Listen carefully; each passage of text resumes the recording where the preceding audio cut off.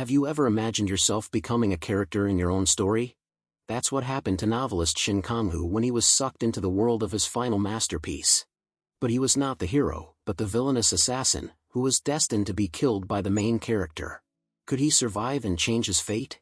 And could he save this world from destruction? Watch the video recap. Manhwa. He is a genius assassin who devours all resources, rewards, skills, and treasures. The story begins in Seoul, South Korea. Currently, Seoul had entrusted its future to one single person. The city was in shambles, the asphalt was broken into pieces, and the multi-story buildings kept falling apart one by one. On the pieces of asphalt on one knee sat a guy who had blonde disheveled hair. He was wearing a white suit and a white cloak with gold ornaments. There was a red halo around his head, his eyes were amber-colored, and he had a tie hanging from his white turtleneck. He had light, almost transparent skin, he was covered in sweat, the guy was trying to catch his breath. This is Jang Shirwa, he is the Youngwa Guild Master. Next to him, there were unconscious civilians, a guy and a girl, lying on the pavement. Standing nearby was a skinny tall guy wearing a black tech suit with dark hair and a hood. Jang Shirwa was still trying to stand up and was breathing heavily. They had a battle, watched by ordinary people who were shocked by this cruel sight, their faces expressing hopelessness and fear. A young guy in a white t-shirt said he couldn't believe what was happening. The guy in the black suit spat blood carelessly, his whole face covered in scratches. He got into a fighting stance, in his hands he held large blue-lighted knives. Despite his thinness, he was quite sturdily built, his shoulders and chest also had blue illumination on them. He looked at Jang Shirwa aggressively and told him that they were finally alone, because they were the only ones left. His name was Kang-ho and he was a public enemy of the world. Jang Shirwa was exhausted, his whole body trembling with fatigue, and he struggled to get to his feet. His fancy white suit was stained and torn. He turned to Kang-ho and said that because of this meaningless fighting he started, everyone is suffering. He shouted that Kang-ho was the ultimate evil and all the destruction around was only because of him. In a fit of rage, he shouted louder and began to prepare to attack, concentrating red lightning-like energy in his hands. Scarlet light began to illuminate everything around him. Kang, who coldly looked at him while grinning, and said that this was all very funny. The corners of Kang-ho's mouth showed faint traces of blood. He asked Jang Shiwan who he thought he was. Was he a messenger of justice and fairness? His words truly surprised Jang Shiwan. His pupils narrowed and he stared into the void. Kang-ho's speech angered him so much that he began to concentrate his energy even more, which completely surrounded him from head to toe. Jang Shirwa shouted Kang-ho's name and asked how dare he talk about justice. Kang-ho at this time was covered in a dark blue and purple aura, preparing to attack. In response, Jang Shirwa adopted a fighting stance and shouted that he was fighting on behalf of everyone. The crowd felt anxious, everyone was frightened and didn't realize what was about to happen. A little boy clung to his mom, crying and screaming in fear. Chin shouted at his enemy for always getting in his way and asked who he was if he wasn't pure evil. The crowd started cheering and supporting Jang Shirwa, shouting his name time after time. All the people were cheering for him. The crowd included school children, office clerks, and utility workers. Although they were all different, they were now united in order to keep Jang Shirwa from dropping his arms. He walked proudly and enthusiastically towards Kang-ho, feeling the support of the townspeople. A translucent red magic circle aura with various characters appeared in his hands, which he directed towards Kang-ho. Jang Shiwan shouted as he released the energy that for as long as they cheer for him, he will not be taken down at any cost. Kang-ho didn't think that Jang Shiwan was so strong. He didn't expect that his attack would catch up with him so quickly that he didn't even have time to take a defensive posture. He only managed to cross his arms and stare at the flying red wave of energy with discouragement. A deafening explosion sounded, dust from the destroyed houses and roads rose into the air, and people started running away and screaming. Kang-ho was kneeling at Chichuan's feet. The guy in black was exhausted, his nose and mouth bleeding. At this time, Chichuan stood majestically in front of him, his scarlet halo became brighter and red crosses glittered around him. Chichuan's cloak and sleeves were developing in the wind. Kang-ho's face was covered in sweat and scratches, his forehead was pierced and bleeding, and he struggled to open his eyes. At this time, the crowd was cheering, letting out cheers, thinking that the whole nightmare was over. A young family consisting of a father, mother, and infant child rejoiced that they were now safe, and a young boy in a blue hoodie shouted to Zhang Shihua that they had always believed in him. The crowd started screaming and begging for Kang Hu to be finished off. They raised their fists aloft and cheered Zhang Shihua on. They were asking to kill the guy in black. Amidst all the hateful cries, Zhang Shihua moved closer to the kneeling Kang Hu and told him that no man wanted him alive. His face at this moment was haughty and proud. His dirty and ruined clothes did not prevent him from looking majestic and heroic at this moment. He raised his right hand up and began to prepare again for an attack that was supposed to be stronger than the last one. Magical purple circles began to form in his palm, and in the middle was a transparent sphere of energy. Kang Hu rested his hands on his knees and grinned. His body was exhausted and his legs were shaking. He looked at Zhang Shihua hostilely, waiting for his demise. Before attacking, Zhang Shihua said that this was the end for Kang Hu. He directed the full force of his attack right into Kang Hu's face, causing him to fly into the air and shards of asphalt flew in all directions. Kang Hu started coughing up blood, his face full of hatred. He fell onto the entire asphalt, and then the shockwave rolled backwards a few meters, breaking the road. He looked at Chi Huan, who was majestically standing 5 meters away from him. Kang Hu was slowly losing consciousness from the impact. Chi Huan rose into the air and joyfully announced that all their preparations have finally borne fruit. He raised his right hand up, snapped his fingers and said with a blissful face that now perfect freedom shall descend upon this land. A young boy in the crowd folded his arms across his chest and began to weep with happiness, while a grown man with glasses also began to weep and rejoice. Zhang Shihua began to laugh, rising even higher. Runic red symbols appeared around him, rising into the sky along with the young Wagyu master. The entire area was illuminated with a mysterious red glow, all the destroyed houses and highways were dyed scarlet. The evening clouds began to darken ominously, turning black and maroon in color. Suddenly the sky became even darker, plunging the entire city into bloody darkness. The clouds formed a huge funnel, from which thunder was heard, rare lightning bolts illuminated the darkened city. A huge hand that could easily hold several people began to emerge from the funnel. On the fingers of this hand were long black claws like an animal.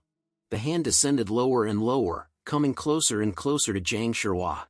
The people who were previously rejoicing at the end of the nightmare and cheering Zhang Shihua up instantly changed in their faces. The girl's tears flowed and the man with glasses' jaw dropped. They couldn't move from their seats in terror and fear. Zhang Shihua's face looked truly insane. His pupils were narrowed, his mouth was twisted in a wicked smile that showed his teeth, and his eyebrows were raised and frowned. As the hand descended from the distraught Zhang Shihua, the townspeople helplessly ran away in panic, pushing each other and shrilling. Zhang Shihua lowered himself to the ground and gazed joyfully at the hand emerging from the funnel, which was getting closer and closer.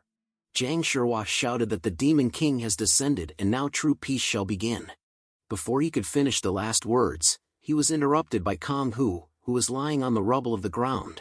He didn't have the strength to stand up to the villain, but he said that it was more like true tyranny. It hurt him to speak and breathe, but he couldn't look at such hypocrisy. Zhang Shihua turned around at his voice and called his name fiercely. Zhang Shihua asked how he was even alive and, calling him a pathetic insect, told him to open his eyes wide and look at the world he had created with his own hands.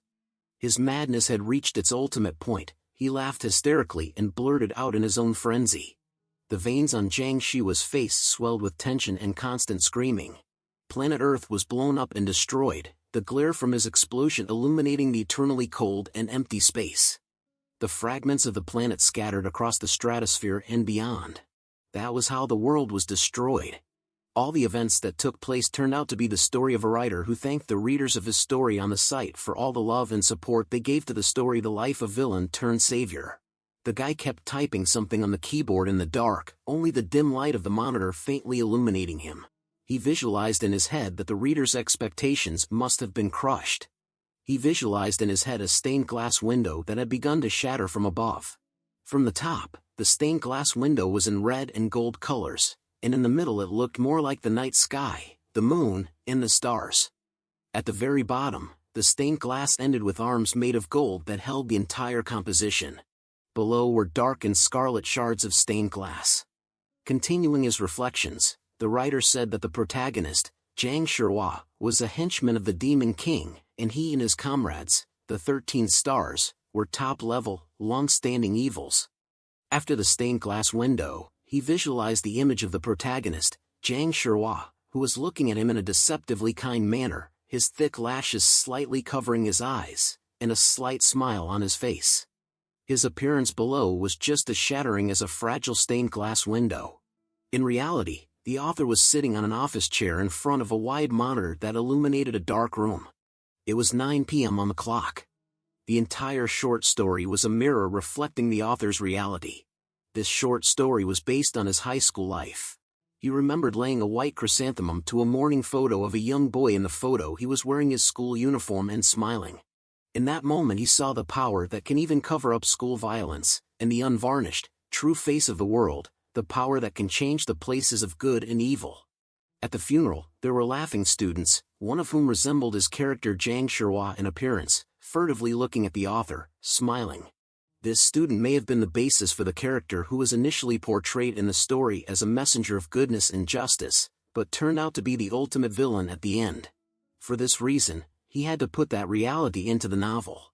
The author stopped typing and started reading something. On the page of his novel there was a rating of 2 out of 5, and users wrote unflattering comments asking what was wrong with the ending. A second commenter said that such people with writer's syndrome should be banned from writing short stories, and a third commenter wrote that he would like the author to be the main character and said that for that to happen, the author should die first. All of these comments were topped, with many people replying to them. The author kept scrolling through the comments section more and more, but eventually he bit his lip in anger and realized there was nothing he could do about it. He hovered over the browser close button and clicked it. He didn't bother to turn off his computer and sat down on his bed. His room was in a terrible state and was littered with empty food boxes, crumpled sheets of his work, books, and other things lying on the floor. He lay on his bed tiredly and started to remember the other comments. The first user angrily asked why the author had decided to leave the ending open. The second wrote that the author was the kind of guy who brags with his arms crossed in real life, and the third called him a henchman for destroying the reader's world. The writer sadly covered his eyes with his hand, barely holding back tears. He hissed with irritation and anger, opening his mouth. It seemed to him that everything was wrong, because he couldn't even write anything now. The monitor dimmed from inactivity, the room illuminated only by the soft moonlight. The boy lay on his bed, silently staring up at the ceiling. He decided it was best to just go to bed now. In his sleep, he began to get a dim picture that was hard to make out at first. He didn't understand why it was so noisy. The picture started to get clearer and brighter, as if he was slowly opening his eyes and concentrating. He saw many prisoners in blue uniforms mining blue crystals with a pickaxe. When he fully awoke, he realized that he was lying on the cold stone floor, wearing a blue uniform like everyone around him, but it was stained and worn. There was a shout behind the workers. A guard was insulting someone and saying something about Eclipse's grace. A man was angrily and aggressively kicking someone with wheat-colored blonde hair who was lying on the ground and trying to cover his face with his hands. The writer was puzzled and surprised by the guard's phrase about Eclipse. The guard meanwhile continued to kick the young man mercilessly, hitting him in the knees, stomach and arms with his heavy boot. The writer imagined it was like a replay of a moment from the past when his classmate in school uniform, who had died, had been kicked by someone in the same way. His face was in a cold sweat, saliva was running from his mouth, he felt as if he wanted to disappear. The guard reminded him of someone from his past who was responsible for the boy's death. He was angry, because he didn't want to dream about that man. The guard held the poor man by the collar and swung his fist, shouting at him that they were all useless and he had better start working. But suddenly someone shouted loudly that otherwise he was finished. The guard's hand stopped abruptly and trembled. Everyone turned around to see someone at the back of the work field. The writer wondered who it was. The guard's face abruptly changed from aggressive to confused, and his fist hung in the air like that. But exactly a moment later, the guard started punching the young man in the face again, shouting at him that he was pathetic and useless because he couldn't last even 1 second. The author thought about why he was in so much pain, why he felt such suffering even in his sleep. The second guard, a man with stubble, ran up to his colleague who had almost beaten the guy to death and asked him to stop it. The guard with the stubble alarmingly said that this kid was a long way from fulfilling the day's quota, and the second guard with bulging eyes and veins swollen with anger on his face tried to say something to counterbalance him. Their speeches were heard more muffled. The writer began to doubt that what was happening was a dream, because everything was too real. The guard snorted boorishly in his direction and started to walk away. He turned briefly and said he was going to pick a day and beat him to a pulp. A battered young man with bruises and swelling on his face, reminiscent of his dead classmate, ran up to him and asked if he was okay. The young man himself was holding his shoulder, with all visible parts of his body covered in wounds. The guy addressed him as Kang-Hu. The author couldn't believe what was happening for a second. Kang-Hu. He thought there was no such thing, so he absent-mindedly looked at the dirty palms first, and then jumped up from his seat, nearly knocking down his friend who was already struggling to stand. He ran to the edge of the body of water, leaning against his reflection in the water. Suddenly his body began to be covered in the blue aura that was mana. A huge stream of mana started flowing into his body from all around him. At this moment, his friend ran up to him who didn't realize what was happening. The power to absorb mana at will. He glanced at his hand, his fingers continued to emit a blue light. He realized that this is definitely congenital mana hypersensitivity. He grabbed his head with one hand and leaned in front of the body of water with the other. The boy looked into his reflection and realized it was eerily familiar. He looked at his palm with horror and a brief panic attack. His pupils were constricted and cold sweat ran down his face. Did this really mean that he had found himself in Kang-Hu's body? He sluggishly grabbed his forehead, after which he laughed nervously. Of all people, he was exactly in his body. He looked at his battered friend who was apologizing and saying that it was all because of him. The guy thought that if Kang-Hu was still alive, it meant that the events were happening 5 years before the ending. He gloomily looked down and wondered that if he had inhabited Jiang Shua's body, he could at least be honored as a universal hero. He immediately visualized the pure and holy image of Jiang Shua with millions of hands reaching out to him. But in that case, this will end with the Demon King descending and only henchmen's lives will be saved. He visualized in his mind a huge hand reaching out from the heavenly black vortex, and hundreds of people who were afraid of being killed worshipped him. If he didn't change the ending, he would die a miserable death. He started to rise from his knees, after which he stood up proudly and confidently. After all, fortunately, he knows how to escape from this place. As expected, upon moving into his body, Kang-Hu's experience and past became his. A blue crystal fell to the ground, tapping characteristically. Kang-Hu stooped down to pick up the fallen stone. He stared emotionlessly into the void, and then a character information plate appeared, which read name, Kang-Hu. Level 10 Class Assassin Constellation None, Skill Short Distance Leap Level 1, Traverse Teleportation Level 1. Although he's still on this level, as he held the blue crystal in his hand, he felt sick to his stomach, his body starting to feel woozy. His friend was working with the pickaxe, but then he looked at Kang-Hu excitedly. The guy was sighing loudly, his whole face was sweaty from hard work and all his hands were blistered. He said his stamina was at 0. The author shouldn't have given him a weakness called congenital monohypersensitivity just because he's a villain. As expected, this is the only way. Kang-Hu began to draw something with a crystal on the ground, which further resembled a star. His friend excitedly ran up to him, calling him by name. As soon as Kang-Hu heard him, he quickly erased the drawn star with his foot. His friend asked if he was okay, to which he calmly said that he was fine and he didn't have to worry. His friend ducked down to him and awkwardly asked if he should ask the wardens to give Kang-Hu a little break. He grinned with a furrowed brow and said that if the wardens were the kind of people who gave a break depending on the condition of the worker, they wouldn't be stuck in a place like this. On the concrete wall hung a stone coat of arms with 3 swords carved into it, with stalactites sticking out from the top. The sickle and 3 swords were the symbol of this organization. He remembered how he had been grabbed by the 2 warders in Kang-Hu's body and held in a grip that prevented him from moving. In this detention center, created by the criminal organization Eclipse, rookie hunters who can use mana are forced to work like a slave to mine mana stones. The workers in this place mine minerals day and night under the shouts of the warden, many of them falling down on the job.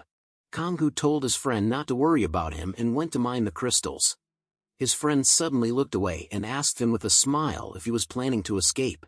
Kang-Hu rudely said to forget about it and go to work before he was caught for inactivity, for then he would be beaten up by the guards.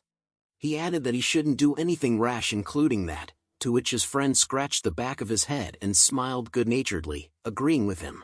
He went on to further mine the Man of Stones, as did Kang-Hu, who was diligently working with a pickaxe. He did his best by warning him. This friend was a character he had invented to motivate Kang-Hu.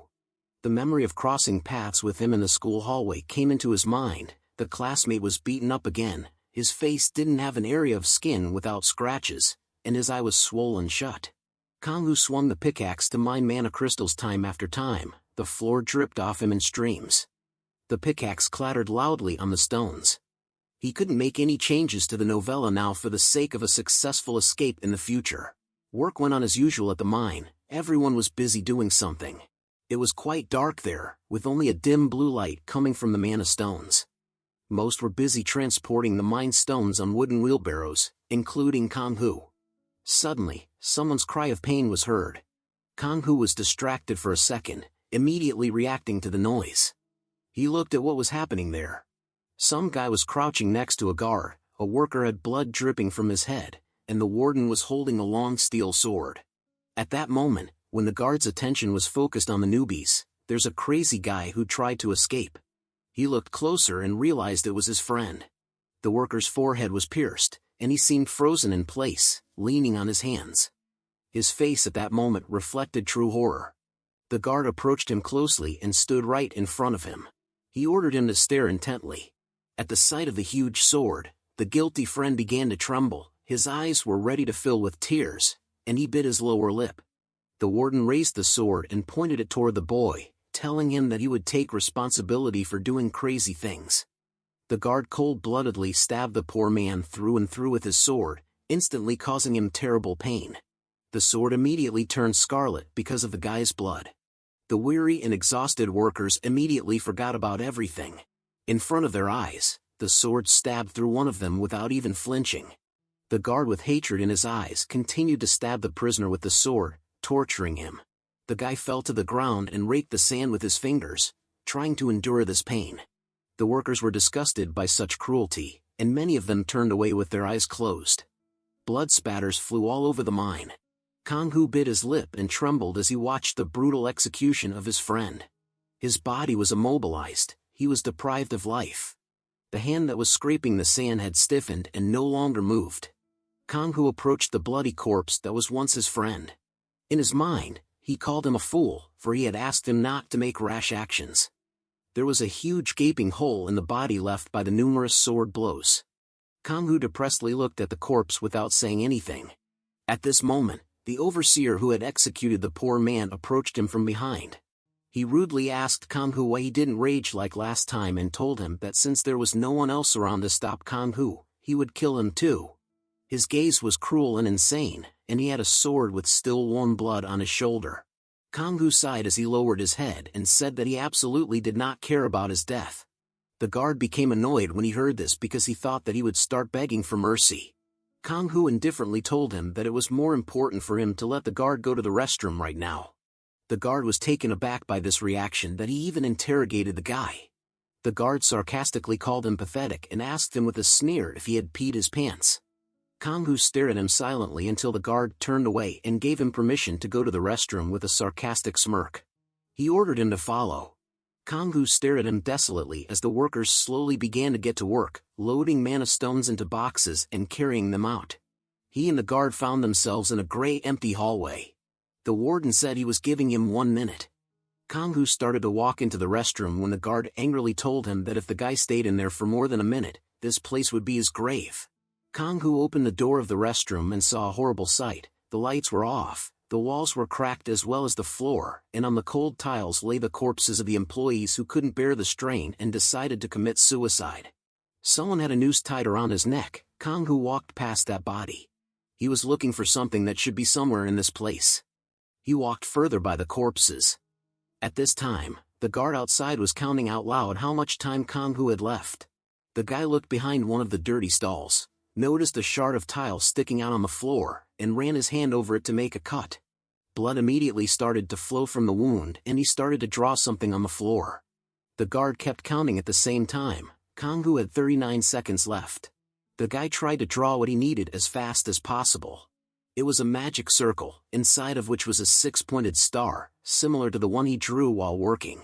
Between each end of the star were runic symbols. By this point, Kang-Hu had 13 seconds left. The magic circle he drew began to glow with a blue light, illuminating the gloomy restroom. He said he was sure it was following him, referring to the entity he was summoning. Kang-Hu stood back up and said he knew how the entity went crazy for tragedies, trials and depression. The magic circle glowed brighter and brighter, and small white lightning bolts began to appear around it.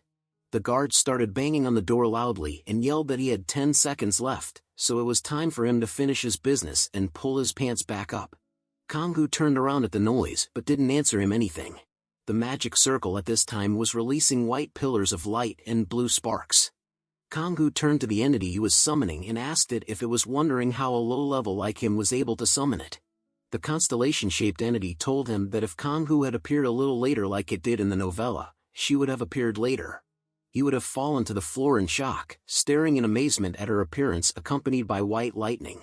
And if he delayed even one more day, the hope the whole world was looking for would be too far away to reach.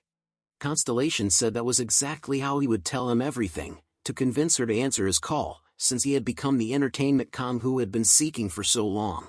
He gazed excitedly at the appearance of the magical aura from the circle, before placing his hands on his hips and saying that he was the only person who would use his abilities to the best of his ability.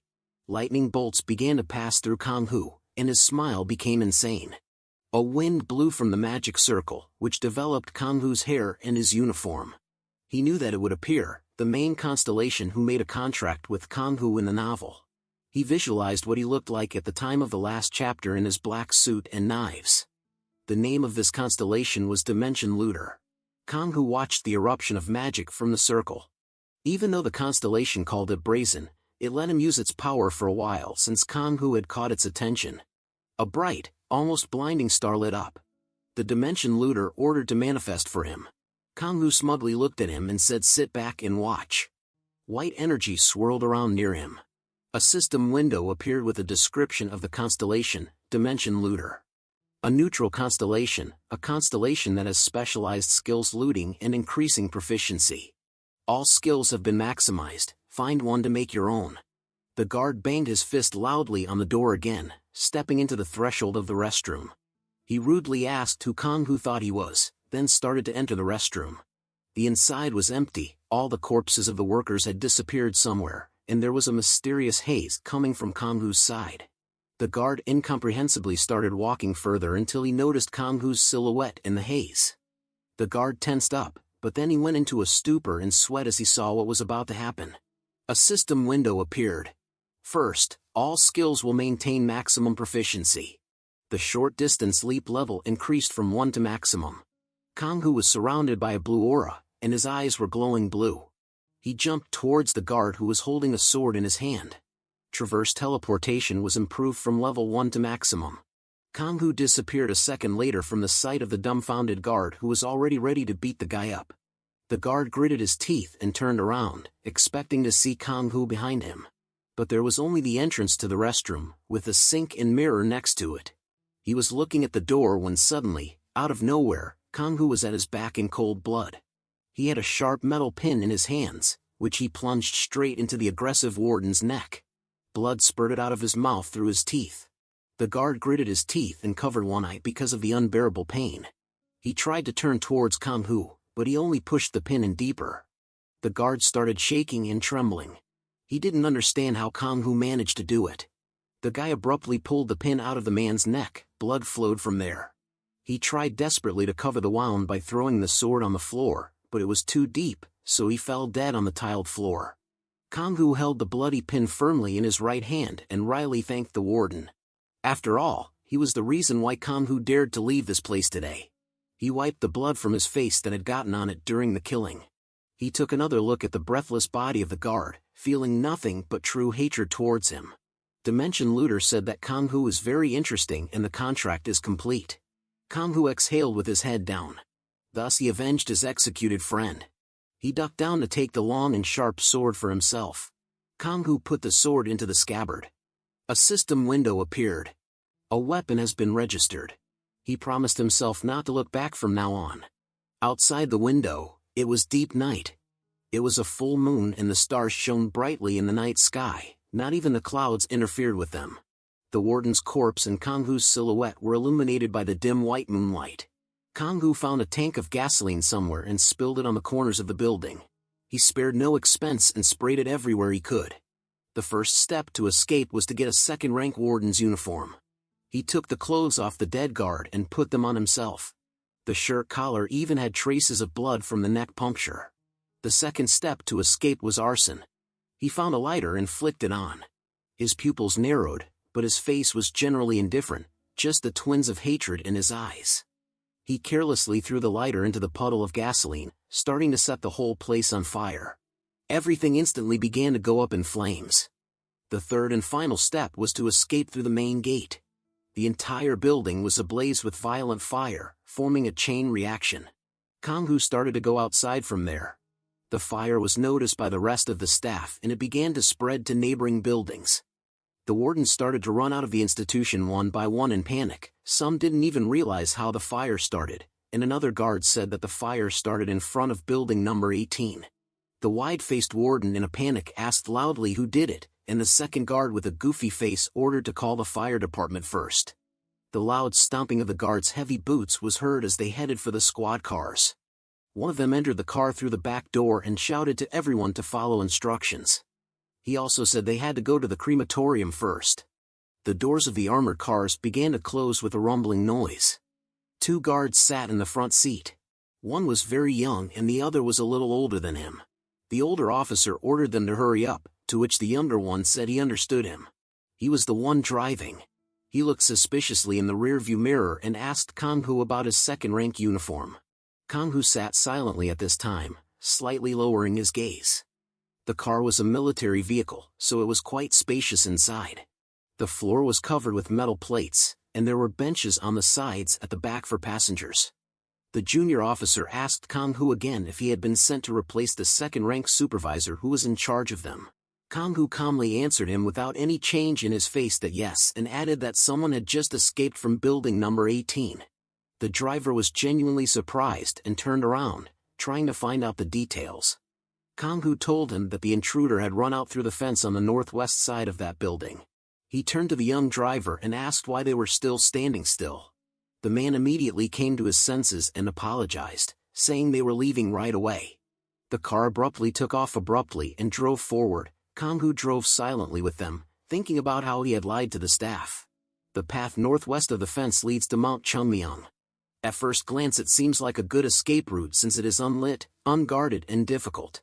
There is an entrance among the dense trees in the forest at the foot of the mountain, but this path is actually crawling with traps that have been set by Eclipse, making this road the most dangerous route.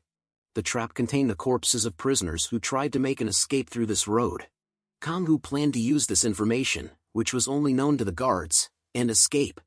The first gate began to open, letting cars in and out of the detention center. Kang, who sat with his legs spread wide and rested his hands on them, which he placed under his chin. He said that they should try to catch the intruder on his escape route, but even if they lost sight of him, he would be heading towards Mount Chungmyeong, so they should just bring the corpse back. The young driver watched the road carefully and answered him that he understood. The guard at the exit gate shouted H warning, and from the armored car, cigarettes were shouted back to him. Perhaps they were the secret codes of the staff. The guard started waving his arms from top to bottom, then shouted that it was clear, giving permission for the car that Kang-hoo was in to leave. He looked at the departing establishment with hatred and was happy to finally leave this nightmarish place. The stone pedestal also had their emblem carved on it, 3 swords. The car was traveling fast on a small road that only had 2 lanes. They were passing along a forest with dense trees. The young transportation driver told Kang-hoo that he was probably tired considering what was happening in building number 18. Kang-hoo only now noticed that the collar of his uniform, which he had stolen, was covered in blood. He tusked irritably, then told the driver that it was easier to kill the mine workers because those prisoners just wouldn't listen to them. The driver of the car smiled cheekily and agreed with him, saying that these people were hunters in name only. They were total losers, really. The second employee who sat in the navigator's seat was surprised by his words, but outwardly didn't show it. He asked himself, looking stealthily at Kang-hoo, if the driver had really called the prisoners like that. The navigator turned to the Kanghu sitting behind him and asked how long he had been on duty in building number 18. He definitely didn't trust him, however he tried not to give it away. Kanghu smelled something wrong and tried to dismiss his suspicions. He exhaled and said with an annoyed face that he had come the day before yesterday. The navigator told him that in that case he was working in Block 9. Kanghu had no choice but to confirm it. That's where the staff member caught him. He looked at him suspiciously, translating the gaze of his brown eyes. He said that Unit 9 didn't exist. It must have been created the day before yesterday. Chuckling wryly, Kanghu couldn't believe it. He listened to him with a grimace of horror and hatred on his face. They were already driving off-road deep in the quiet forest. The asphalt had run out a few kilometers ago. Kanghu then gave a sly smirk and replied that that was the case. He said that he was only created to take out people like them. Kanghu grabbed the hilt of his sword and pulled it out of its sheath lightning fast, chopping off the head of the employee who first noticed something wrong. His head flew in the air and then fell to the floor of the car. The driver looked shocked at the decapitated body of his coworker, and at the same time, Kanghu swung a second time, preparing to kill the remaining passenger. His face looked cold-blooded again and his hair was disheveled. On his chin, he still had a small scar on the right side after a scuffle while mining Mona stones. The driver lost control for a while, so the car began to skid from side to side. Kanghu managed to grab the front seats with both hands, so he was able to stay alive when an unbelted passenger flew through the windshield due to the sudden stop of the vehicle. Shards of glass hit the interior of the vehicle and the bloody body flew 3 meters forward. The car left behind it dirty and soiled traces on the ground. Dust rose around it. It was pitch darkness on the road, and only the car headlights illuminated the broken glass and the body in a pool of its own blood. The young driver was furious. He turned to Kanghu with a crazed look and began to concentrate energy in his left hand. The energy resembled a bright yellow sphere. Kanghu noticed it, so he reacted in time and was able to dodge the attack. His attack hit the roof of the cabin, and there was a small explosion. Kanghu, without moving from his seat, furtively raised his gaze and looked. The roof of the car was burned through. At the edges of the hole that had formed, the metal was still billowing. The ash from the explosion instantly rose into the air. The driver did not expect Kanghu to be able to dodge. He froze in the same position he was in at the time of the attack. Kanghu stood at a distance and watched his further actions. The driver became even more furious and shouted at Kanghu how dare he deceive them. He started charging the attack again. It was going to be even bigger and even stronger. This time the attack was aimed directly at Kanghu. It lightning fast went through the roof of the car, spreading dozens of meters upwards, illuminating the entire surroundings with a bright yellow light. There was almost no whole space left on the roof, the metal edges smoldering and smoking, producing a vile smell of burning. The driver smiled smugly and looked back, saying how useless Kanghu was. The guy clenched his left hand into a fist as if rejoicing in his victory. However, after a second, he looked around the salon and realized that there was no Kanghu in it, no body of his. The salon was just empty. He looked in the left side mirror and saw the guy sitting on one knee outside, and a second later, only the dust and haze from Kanghu's teleportation was left in that spot. He moved into the interior of the car, immediately preparing for a counterattack. Kanghu put his sword forward, and a moment later, the driver of the car was already stabbed through at the neck area. Kanghu's face was as unperturbed as ever at times like this. The driver coughed and began to choke as blood splashes flew onto the dashboard. The other end of the sharp sword pierced through the tempered glass. Blood began to flow from the driver's mouth and his body began to shake violently. He couldn't even take a breath because of the blade in his throat. Kanghu cruelly and mercilessly pulled out the bloody sword from the driver's neck. His blood started to stream from there. He roughly pushed the dying employee out of the car outside, but then he suddenly felt a sharp weakness and a throbbing headache. His face twisted slightly from the sudden pain, and he bit his lower lip. He crouched down and grabbed his left head in pain, cursing. He assumed he had used too much mana. He heard sirens blaring, glanced anxiously at his side mirror and saw a patrol car approaching in it, blinding him with its yellow headlights. He clutched his head desperately, maintaining a frantic smile. He hadn't expected them to be on patrol. He told himself that this would be the last hurdle. He quickly jumped out of the car through the open window and stealthily started down the slope beside the road. He rolled and picked up speed, Kang-Hu planted his right foot to control the speed and direction of his movements. He bent his left leg slightly so that he could push down with it and stop in case of anything. He also kept himself off balance with his right. He finished his descent down the sharp rocky slope, landing neatly on both feet and his left arm. He rested his hand on his right knee and exhaled tiredly. Someone turned to him and told him that it had been an accident. He can't believe Kang-Hu managed to kill 2 wardens and escape. Kang-Hu anxiously raised his head and tried to see the young man who had spoken.